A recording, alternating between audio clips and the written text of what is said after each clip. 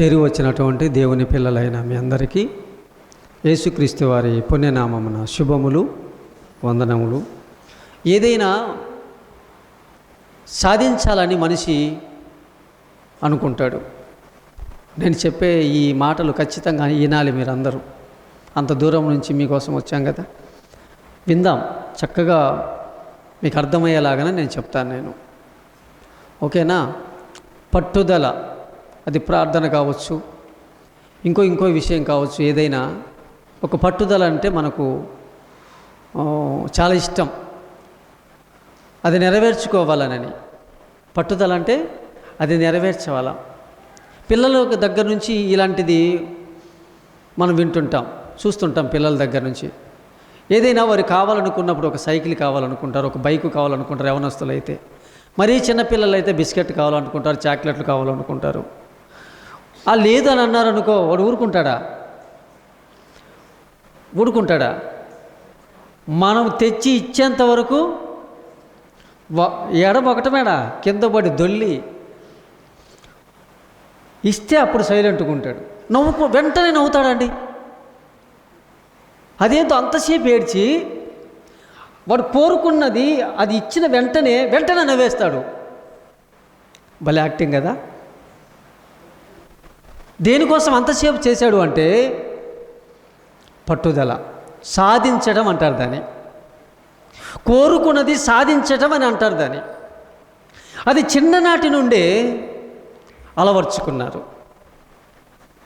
ప్రతి వారండి అందరూ కూడా వారు సాధించుకోవడానికోసం ఏమైనా చేస్తారు. కొంతమందిని చంపటానికి అనుకున్న విధంగానే అన్ని ప్లాన్ చేస్తారు. ప్రాణం తీయడం అంటే చాలా ఈజీ అయిపోయిందండి. బైబిల్ చెబుతుంది, ప్రాణం తీయడం కాదురా మీరు చేయాల్సింది, ప్రాణం పోయాలి. క్రైస్తవ్యం అంటేనే ప్రాణం పోయాలి. కానీ ప్రాణం తీసేటటువంటి పద్ధతులు బైబిల్ గ్రంథంలో కొన్ని ఉన్నాయి. రాయించారు కొంతమంది జీవితాలని. అంత పట్టుదల వాళ్ళకంటే అంత పట్టుదలే. బైబిల్ గ్రంథంలో చాలామంది మీకు ఇక్కడ పాస్టర్లు కావచ్చు, పెద్ద పెద్ద సేవకులు వచ్చి బహిరంగ సభల్లో కావచ్చు, చర్చిలో కావచ్చు మీకు బోధించారు, చాలా బోధించుంటారు. అప్పుడప్పుడు మనం మర్చిపోతుంటాం అవి. అందుకు మళ్ళీ రిపీట్ చేస్తూ గుర్తు చేస్తున్నాం అంతే. మీకు రావని, మీకు తెలియదని కాదు. బైబిల్ 66 పుస్తకాలు ఎక్కడో ఒక దగ్గర ఏదో ఒకలాగా స్టోరీలాగా వినే ఉంటాం. మనకు బుద్ధి కలిగిన కన్యలు, బుద్ధి లేని కళ్యాణులు అని చెప్పబడింది. ఒక సందర్భంలో చెప్పాడు. ఎంతమంది వాళ్ళు, ఎంతమంది ఇల్లు? అదో చూడు, వచ్చు మీకు ఈ బిట్టు వచ్చు చూడు వీళ్ళకు. అంటే మీరు విన్నారా? విన్నాం. ఒకవేళ నేను కూడా ఇప్పుడు ప్రియమైన దేవుని పిల్లలారా, మనం ఇప్పుడు బుద్ధి కలిగిన, బుద్ధి లేని కన్యకలు చెప్పుకుందామంట. అబ్బో మేము విన్నట్టు ఇది చెప్తున్నాడు. అదే కొంచెం వెరైటీగా చెప్పుకుందాం అంతే. దానే కొంచెం డిఫరెంట్గా చెప్పుకుంటే కొంచెం వినాలనిపిస్తుంది. మీకు చికెన్ చేయని రాడా? వస్తుంది అందరికీ. కానీ ఆయన యూట్యూబ్లో అప్పుడప్పుడు ఇలాగ నేను చెప్పినట్టుగా ఈ కొలతలతో మీరు చికెన్ వండితే లొట్టలు వేసుకొని తింటారు అని అన్నారు అనుకో, ఎలా ఉంటుంది? దాన్ని ఆన్ చేస్తాం. మీరు ఎప్పటి నుంచో చేస్తున్నారు కదా. ఇది చికెన్ వేలే మనం ఎందుకంటే ఆ విషయము 50 లక్షల మంది చూసాను తెలుసా. మీరు చేసేదే మీకు తెలిసిందే. మరలా ఎక్కడి నుంచి మొదలు పెడతారో తెలుసా?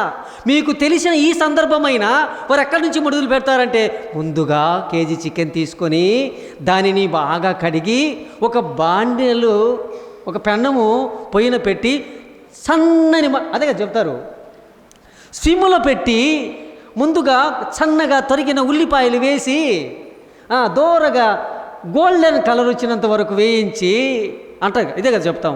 ఆ తర్వాత అవి ఇంగ్రీడియంట్స్ లాస్ట్ని వేసి గార్నిష్ చేసి ఇంతే. ఇది మాకు తెలియదా? తెలుసు మనకి.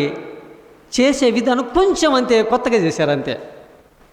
ఏదో ఒక ఇంగ్రీడియంట్ దాంట్లో సంబంధించింది ఒకటి కలిపారు అంతే, అది కొంచెము టేస్ట్ వస్తుంది. ఇది అంతే. ఎంతోమంది సంవత్సరాల కాలం బైబిల్ గ్రంథం భారతదేశానికి వచ్చినప్పుడు మొదలుకొని ఎందరో భక్తులు చెబుతున్నారు. కొంచెం మనం చెబుతున్నాం అంతే వేరేగా. ఈరోజు మీకు అర్థమయ్యేలాగన నేను అదే ప్రార్థన చేశాను. ఈ పూట నా నోట నీ మాట మాకు అర్థమయ్యేలాగున అందించు ప్రభువా అంటున్నాం. ఆ మాటలు మనం విందాం. ఎస్తేరమ్మ గురించి మనకు బాగా తెలుసు. బైబిల్ గ్రంథంలో ఉండే ఎస్తేరమ్మ ఎవరి భార్య ఈవిడంటే అహస్వేరోసు రాజు భార్య. మాదియా పారసీక అనేటటువంటి రాజ్యాన్ని పరిపాలించేటటువంటి ఆయనకు భార్యగా వెళ్ళింది. ఎవరయ్యా ఈమెనుకుంటే ఈమె యూదా జాతిలో నుంచి వచ్చినటువంటి ఆవిడేవిడ.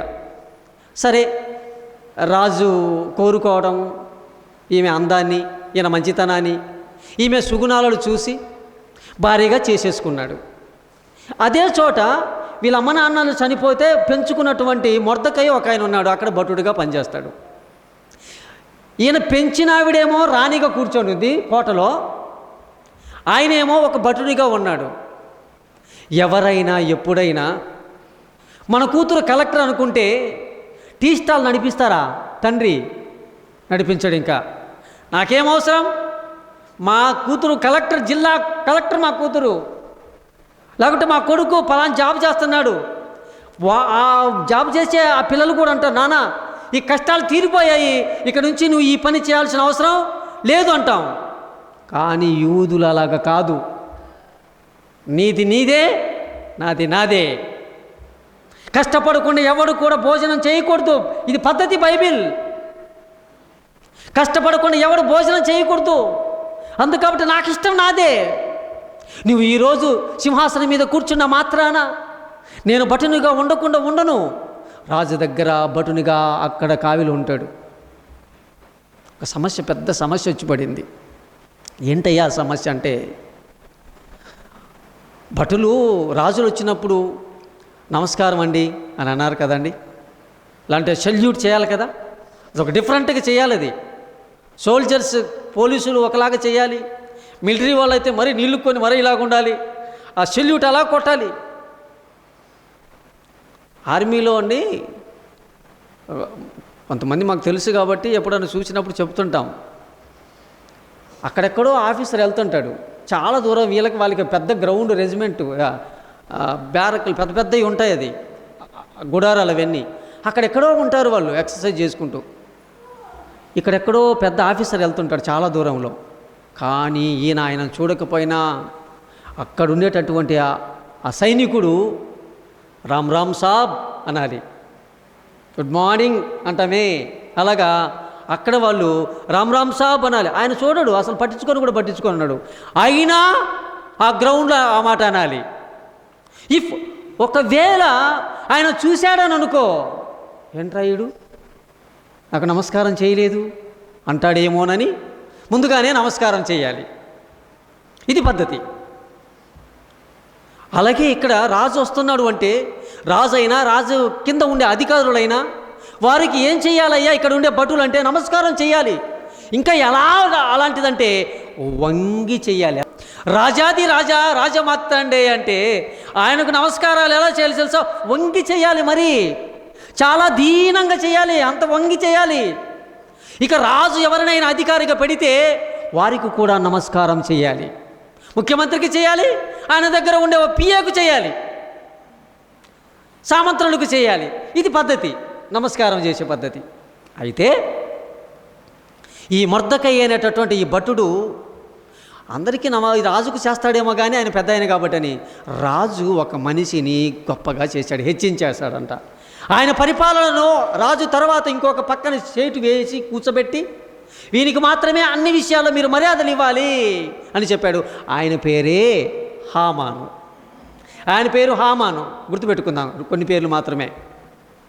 మొర్దెకై భటుడు, హామాను రాజు హెచ్చించినటువంటి అధిపతి ఆయన సామ్రాజ్యంలో, మాదియా పారసీక సామ్రాజ్యంలో రాజు హెచ్చించినటువంటి ఆయన. ఇక రాజు హెచ్చించిన తర్వాత వాళ్ళందరూ కూడా వీడు మన ఇళ్ళల్లో ఉండే పిల్లలే మామూలుగా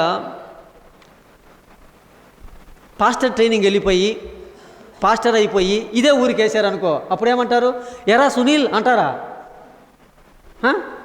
వెంటనే ఏం మార్చేస్తాం, బాబుగారు వందనాలు బాబుగారు ఆయన ఇంటికి పోయిన తర్వాత మామూలే, క్యాసెట్స్ వేసుకున్నప్పుడు మారిపోవాలి కదా. అలాగా అంటే మొన్నటి వరకు మామూలుగా ఉంటారు, గురువులుగా ఉంటారు. బిషప్ అయితే వెంటనే ఏమైపోతాడు? బాబున్నాం ఏమంటాం? తండ్రి గారు, ఆయన భార్యకు తల్లిగారు అంటే నియమించిన తర్వాత వెంటనే పోస్ట్ మారిపోయిన వెంటనే మన మాట తీరు అన్నీ మారాలి. అందుకే రాజు హెచ్చించినటువంటి ఆ హామానుకు వంగి అందరూ నమస్కారం చేస్తుంటే ఈడేంట్రా మనమేంటి ఈయనకి నమస్కారం చేసేది? ఎవరికి? హామానుకు. మొర్దెకై అనుకున్నాడు ఒక భటుడు, ఇతనికి నేనేంటి అసలు నమస్కారం చేసేది అనుకున్నాడు. నమస్కారం అనేటి ఒక్కట్లేదు, సైలెంట్గా ఉంటాడు. ఇలాగ వచ్చేటప్పుడు రాజదర్బారు లేనికి వచ్చేటప్పుడు సైలెంట్గా ఉంటాడు. ఆయనేం పట్టించుకోలే. వందలాది మంది ఉంటారు అటుపక్క ఇటుపక్క, ఎవరు నమస్కారం చేస్తాడు? ఎవడో ఆడు వెళ్తాడు, ఏదో చూసుకుంటాడు. అందరు ఇట్లా అంటుంటే ఇలా అన్నారు, ఏం జగన అందరికి ఇట్లా పెట్టి అనడానికి. ఆయన ఎత్తుంటే ఇలాగ అంటుంటాడు, ఎత్తిన చేయి దించకుండా ఇలాగ వెళ్తుంటాడు. ఈయనకేం అవసరం? కొంతమంది చూడండి ఆఫీసర్లు, మనం ఇలాగ నమస్కారం అయ్యా అంటుంటే కూడా కొంతమంది ఇట్లా అంటుంటారు, పోతూ ఉంటారు. ఇప్పుడు మామూలుగా కూడా చాలామంది మన క్రైస్తవుల్లో కూడా ఒక ఫ్యాషన్ ఎక్కువ అయిపోయింది. వందనాలు అండి అంటారు, ఏదో పని చేసుకుంటా ఇక్కడ చేసుకుంటా వందనాలు కా ఏంది అది ఆపు పని, అది ఆపేసేసి ఇలాగ చెప్పు. అదే ఒక మిలిటరీ ఆఫీసర్ వస్తున్నారంటే, సార్ గుడ్ మార్నింగ్ సార్ అంటే తంతాడు బూట్ కాల్తో.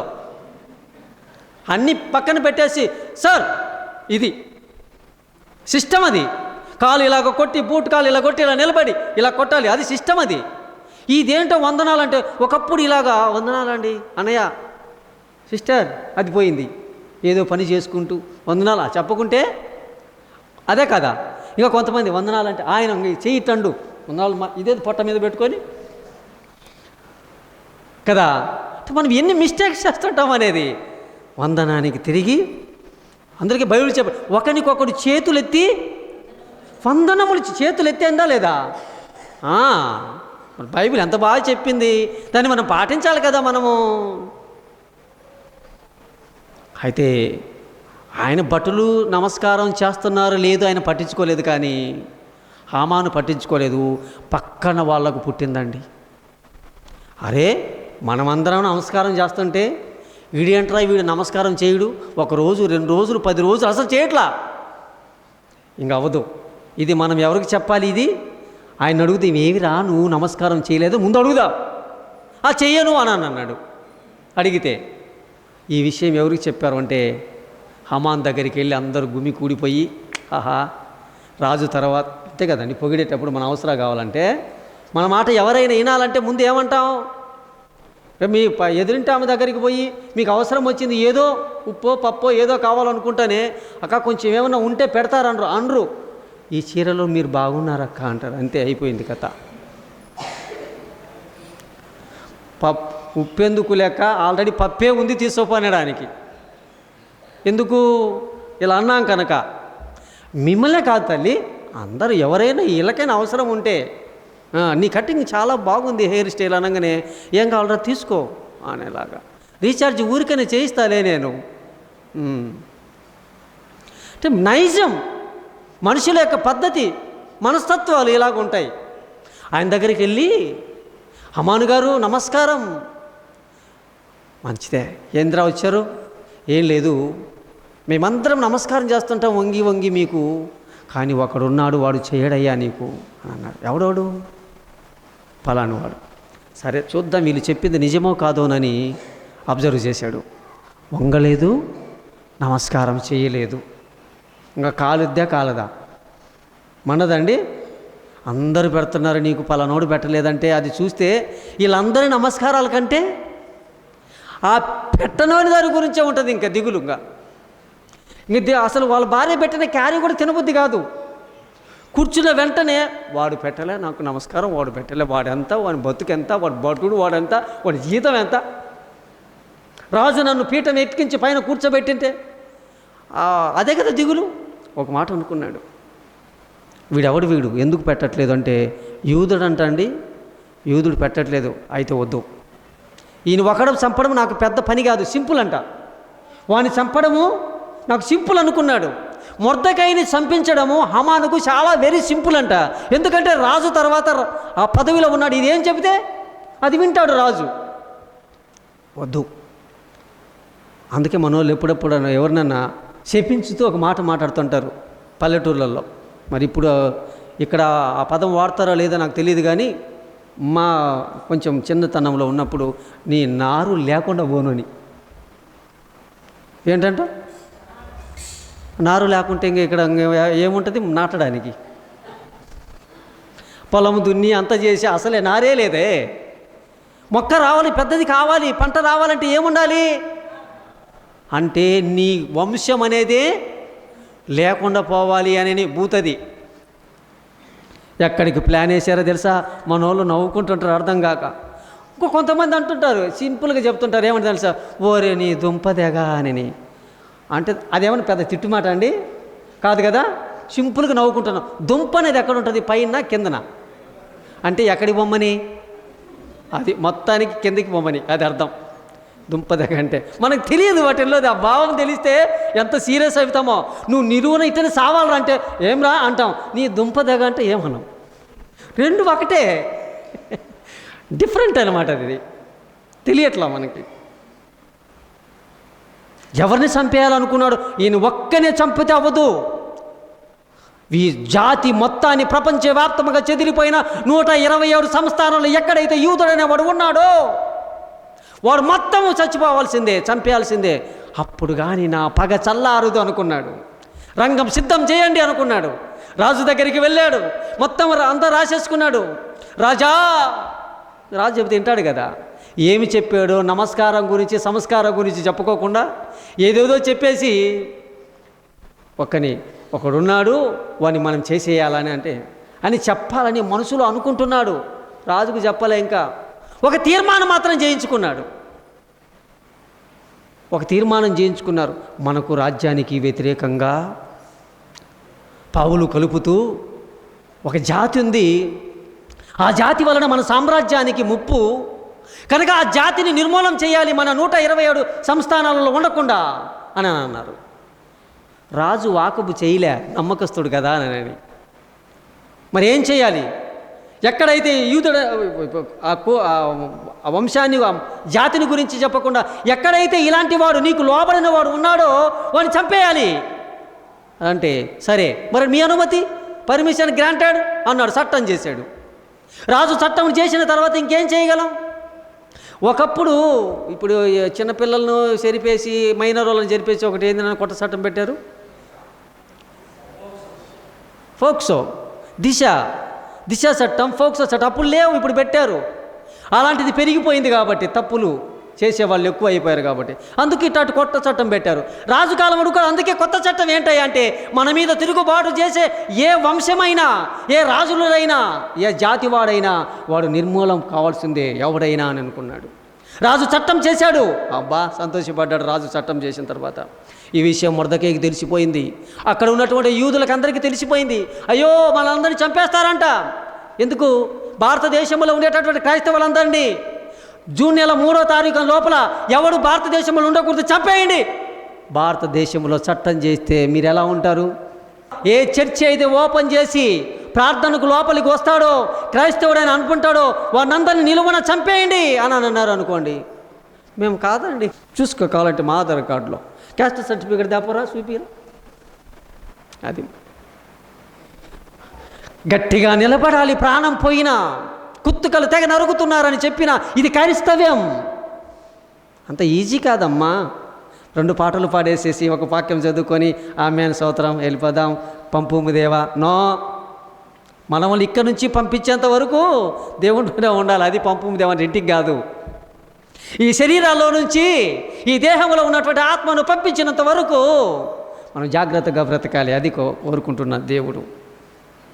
అట్లాంటి చట్టం మొదలైన ఏమీ భయపడకుండా చూశాడు. యూదులందరూ కూడా కొంతమందికి పిరికోళ్ళు ఉంటారు కదండి, అయ్యో మనం చచ్చిపోతున్నామా, ఒకవేళ ఈ మొర్దెకై వల్లనే మాకు ఈ పంచాయతీ వచ్చింది, ఈ సావుకు వచ్చిందంటే వీళ్ళందరూ ఏం చేసేవాళ్ళు? అది నీతోనే వచ్చింది ఇదంతా మాకు. కానీ అది అలా లేదండి. ఆ మొర్దెకై అక్కడ గోనెపట్ట కనుక్కొని బూడిద పోసుకుంటూ అక్కడ ఉన్నాడు. రాజు దగ్గర ఇట్లాంటి వాళ్ళు ఉండకూడదు, రాజు దగ్గర ఇలాంటి వాళ్ళు ఉండకూడదు. అందుకని ఎప్పుడైనా మీరు చూడండి, ఎక్కడైనా మంచి పెద్ద 5 స్టార్ హోటళ్ళలో చాలా వాళ్ళకి ఒక డ్రెస్ కోడ్ అఫీషియల్గా ఉంటుంది. వాళ్ళకి మనకు ఒక మంచి పెళ్ళికి ఎవరైనా పిలిపించి బాగా అంత గడ్డమంతా చేరిపోయి మాసిపోయి బట్టలు వేసుకొని చినిగిపోయింది వేసుకొని ఈ ఒక్కాకు వేసుకొని ఊసుకుంటా పాన్పరాగు కూర వేయమంటావా అక్క అన్నాడు అనుకో, మటనే, అది మటనే. మీకు ఇలా చూసి వద్దు పోన్నా, ఏ బాగుండాలా? మనిషి బాగుండాలి. రాజు సముఖంలోనికి రావాలన్నా కరెక్ట్ బట్టలు బాగుండాలి, అన్నీ బాగుండాలి. అదొక ప్రిన్సిపల్స్ అవి. అక్కడికి వచ్చి బూడిద పోసుకొని రాజు సముఖంలో ఉన్నాడు. రాణి చూసింది. రాణి చూసి అరే నన్ను పెంచినటువంటి అన్నయ్య, మా అన్నయ్య, మా పినతండ్రి అనుకుంటుంది. ఎందుకు అక్కడ అలా ఉన్నాడు? కనుక్కోండి, వెళ్ళి కనుక్కోండి అని అన్నాడు. ఎందుకు ఏంటి ఎందుకు ఆ దుస్థితి వచ్చింది కనుక్కోండి అని అంటే, అక్కడికి వెళ్ళి కనుక్కుంటే మన యూదా జాతిని అందరినీ నాశనం చేయాలనుకుంటున్నారు అంట. అంతేనే, ఏం కాదులే, నేను చెప్తాలే రాజుకు. నో, నువ్వు ఒక్కదానివి, నన్ను తప్పించి నువ్వు తప్పించుకుంటే సరిపోదు, నువ్వు పోతావు. అదే చెప్తాడు. నీ ప్రాణం కూడా పోతుంది ఇందులో. నువ్వెవరు? మొత్తం లెక్కలు తెలిస్తే ఎవరు బయటపడతారు? నువ్వు బయటపడతావు. ఇప్పుడు రాజు అడగలేదు కాబట్టి సరిపోయింది. నీ అందాన్ని చూసి, నీ మంచితనాన్ని చూసి నువ్వు దయ పొందావు కాబట్టి, హేగా కంటే నువ్వు ఇష్టమైంది కాబట్టి, ఆ తర్వాత రాజు సమ్మకంలోకి తీసుకుపోతే రాజుకు నచ్చావు కాబట్టి, నీ అందం కంటే నీలో నచ్చింది ఏంటంటే నీ దీనత్వం నచ్చింది కాబట్టి రాజు నిన్ను సెలెక్ట్ చేసుకున్నాడు. రాజుకు అట్లాంటి మనసును పుట్టించాడు దేవుడు. కానీ నీవు యూదురాలవని తెలిస్తే ఈ శాసనంలో ఎవరున్నారు? నువ్వు ఉన్నావు. నువ్వు చచ్చిపోతావు, నేను చచ్చిపోతాను, అందరం చచ్చిపోతాం, యూదులమంతా. ఒకసారి ఆలోచించు అని ఆ మాట చెప్పిన తర్వాత, ఈ మాట వెళ్ళి చెప్పు అనంటే ఆమనంది, ఓ పని చేయండి, 3 రోజులు ఆయన ఉపవాసం ఉండమనండి, నేను ఉంటాను, నా దగ్గర పనిచేసే హెల్పర్స్ చెలికత్తలు ఉన్నారే వాళ్ళను కూడా ఉపవాసం ఉండమని చెబుతాను అని అన్నారు. ఉపవాసం ఉండి ప్రార్థన చేద్దామని అన్నారు. దేనికోసం? మన యూదా జాతినంతా మనం కాపాడుకోవాలంటే, చచ్చిపోకుండా ఉండాలంటే మనం ఏం చేయాలి? ఒకటే ఒక మార్గం. అసలే రాజశాసనం, ప్రపంచాన్ని ఏలుబడి చేస్తున్న చక్రవర్తి, ఒక దేశానికి కాదు ప్రపంచ దేశాలను ఏలుబడి చేసే మాదీయ పారసీక దేశానికి 127 సంస్థానాలకు ఆయన చక్రవర్తి. ఆయన ముద్ర పడింది, ఎవడు మార్చలేడు. ఒకళ్ళు తలకిందులు చేయగలడు శాసనాన్ని. ఆయనే దేవుడు. ఆయనకే మొరపెడదాం మనం అనుకున్నారు. ఉపవాసం చాటించుకున్నారు, చెప్పుకున్నారు, అలాగా ప్రార్థన చేసుకుంటున్నారు ఉపవాసంతో. అయిన తర్వాత ఒక మాట చెప్పింది, రాజు దగ్గరికి అనుమతి లేకుండా వెళ్ళకూడదు ఎవరు కూడా. అండి, ఈ దారిలో ఎవరైనా ఎమ్మెల్యే వస్తుంటే మనం పూలదండ తీసుకొని పోయి వేస్తుంటే వేయించుకుంటారండి.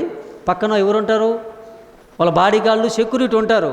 అందుకే పూలదండ వేయాలంటే ముందుగానే అనుమతి తీసుకొని ఉండాలి. అప్పుడు పూలదండ తీసుకొని వస్తాను, నువ్వు ఎవరు అని అంటానే, నేను నరేష్ అనక ఆ లిస్టులో నరేష్ 9 గంటల 18 నిమిషాలకు ఆయన వచ్చేది, అప్పుడు నీ పూలదండ. అవునా? సిస్టమ్ ఇదొక సిస్టమ్. రాజు దగ్గరికి వెళ్ళాలంటే ఎంతోమంది అధికారులు ఉంటారు, పేదవాళ్ళు ఉంటారు, వాళ్ళు వస్తారు. ఎవరు? పలానా, చెప్పండి, ప్రవేశించండి, లోపలికి తీసుకురండి అంటారు. రాణి సైతం వెళ్ళకూడదు, భార్య కదా అని ఇష్టం వచ్చినప్పుడు. ఇప్పుడు మన ముఖ్యమంత్రి చంద్రబాబు నాయుడు గారు ఉన్నారు, ఆమె ఫోన్ చేసేసి వాళ్ళ భార్య గారు ఆయన అసెంబ్లీలో ఉన్నప్పుడు టీ తాగిన రండి అనడానికి ఉందా? రాజ్యాంగం ఇది. తన కుటుంబం కోసం కాదు ఆయన పదవిలోకి వచ్చింది. ఈ చట్టం ఇది. ఈ రాజ్యాంగ ప్రకారంగా మనుషుల అవసరతలు, ప్రజల అవసరతలు చూడాలి, కుటుంబాన్ని గురించి కాదు. వాళ్ళు కావాలంటే చూసుకుంటారు. అలాంటి సందర్భం మన ఇక్కడే ఇట్టుంటే, ప్రపంచానికి చక్రవర్తి అయినటువంటి ఆ రాజు కూర్చొని ఉన్నప్పుడు రాణి సైతం లోపలికి వీల్లేదు. లోపలికి వచ్చేసేసి ఎందుకు వచ్చావు అని అంటే, ఏం లేదు నేను చూడాలని పిచ్చి అని అంటే అట్టుంటుంది చెప్పు. పక్కన రాణి లోపలికి వచ్చి ఏమి వచ్చావు ఇట్లా అంటే నేను చూడాలనిపించింది అంటే పక్కన వాళ్ళు అంటారు, ఏమంటారు తెలుసా, ఏంటిది కదా. అందుకబట్టి ప్రవేశించడానికి న్యాయానికి రాజులకు వ్యతిరేకమైన చట్టానికి వ్యతిరేకమైన నేను ప్రవేశిస్తాను. ఒకవేళ రాజు చంపేసిన కోపం వచ్చి నేను చచ్చిపోతాను. అపాయింట్మెంట్ లేదు, అపాయింట్మెంట్ లేకుండా రాణి సైతం లోపలికి రావడానికి వీల్లేదు. అయినా చెప్పింది ప్రవేశించడానికి అనుమతి లేకపోయినా వెళ్ళాలి. నేను అనుమతి తీసుకొని ఆయన దగ్గరికి వెళ్ళాలంటే కొన్ని రోజులు పడుతుంది. ఆ టైంలో అందరినీ చంపేసేసేస్తారు. సో రాజచట్టం మొదలైంది.